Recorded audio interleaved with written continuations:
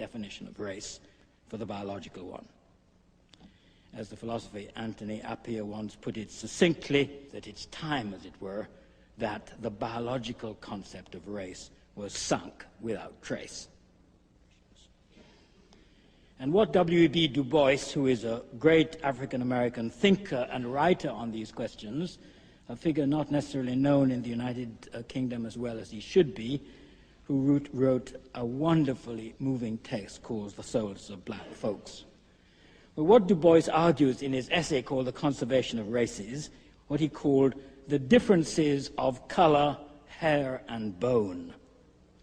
Though, as he observed, and I quote, clearly defined to the eye of the historian and the sociologist, which is a good thing because there are lots of things sociologists don't see, but he thought that racial difference was something they might just make out. That such things are, on the whole, poorly correlated with genetic difference, and on the other hand, impossible to correlate significantly with cultural, intellectual, or the cognitive characteristics of people, quite apart from being subject to extraordinary variation within any one family, let alone within any one so-called family of races.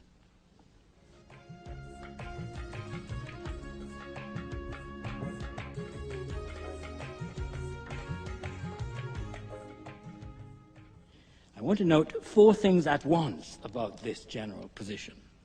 First, it represents the by now common and conventional wisdom amongst leading scientists in the field.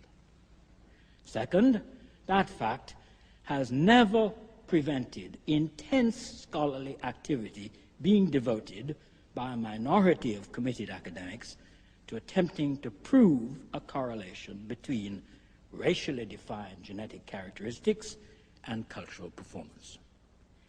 In other words, we are not dealing with a field in which, as it were, the scientifically and rationally established fact prevents scientists from continuing to try to prove the opposite.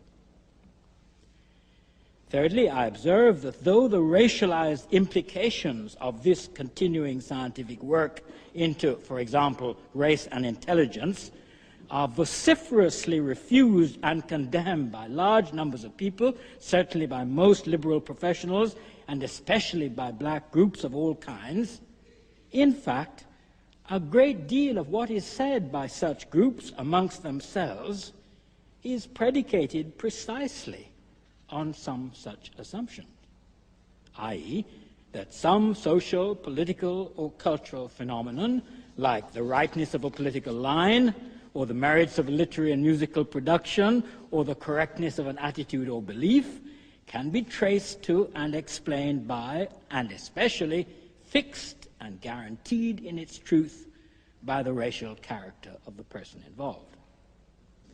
I deduce from this intense scholarly activity that the awkward lesson that diametrically opposed political positions can often be derived from the same philosophical argument.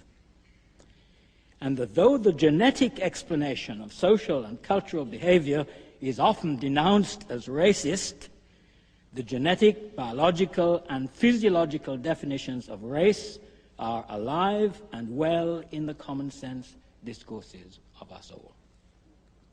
The fact that the biological, physiological, or genetic definition, having been shown out the front door, tends to sidle around the veranda and climb back in through the window.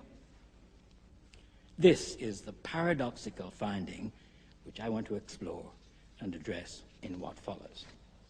Why should this be so?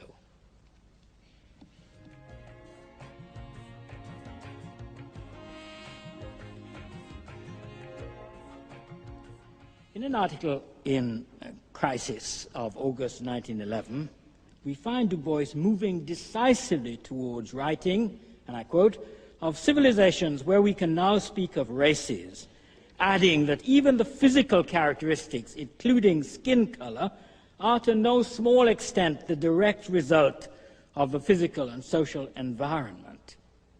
In addition to being too indefinite and too elusive, he says, to serve as a basis for any origin, classification, or division of human groups.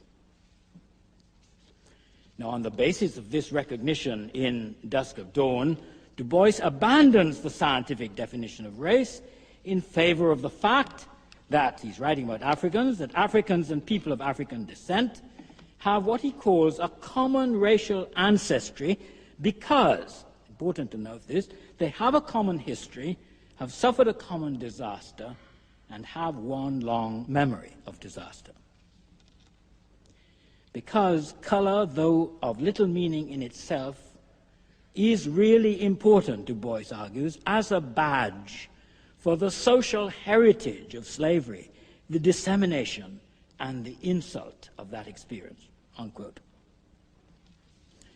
A badge, a token, a sign. Here indeed is the idea hinted at in the title of my talk that race is a signifier, and that racialized behavior and difference needs to be understood as a discursive, not necessarily as a genetic or biological fact.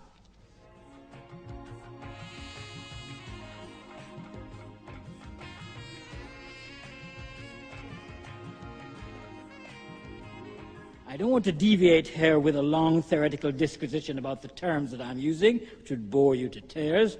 I simply want to remind you that the model being proposed here is closer to that of how a language works than of how our biologies or our physiologies work.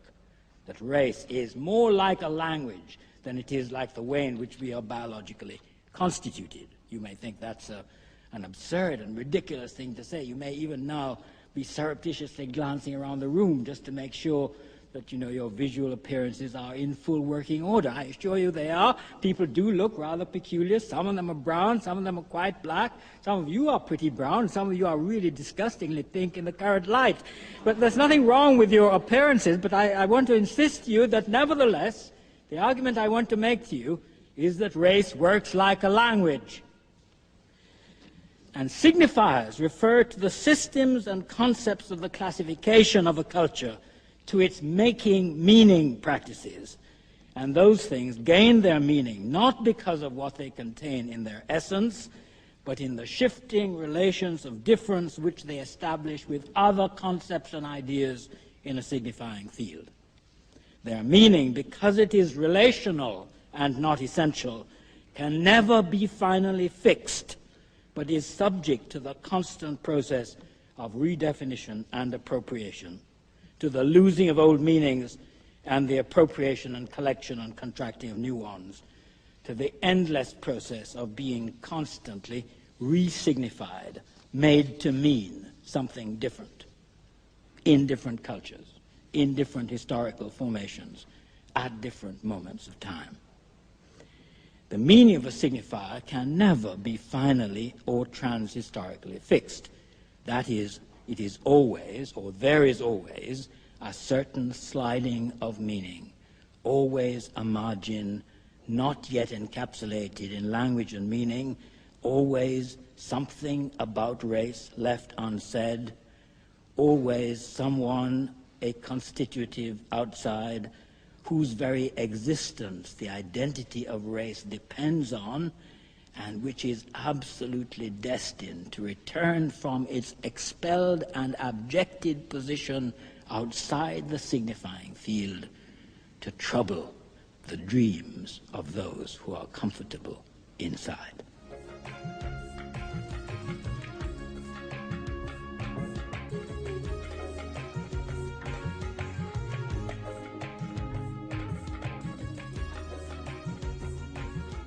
I address this point directly because I believe this is exactly where the more skeptical amongst you may be beginning to think, all right, you might say perhaps race is not, after all, a matter of genetic factors, of biology, of physiological characteristics, of the morphology of the body, not a matter of color, hair, and bone, that chilling threesome that Du Bois frequently quotes. But you may say, can you seriously be claiming that it is simply a signifier, an empty sign, that it is not fixed in its inner nature, that it cannot be secured in its meaning, that it floats in a sea of relational differences? Is that the argument that you're advancing? And isn't it not only wrong, but a trivial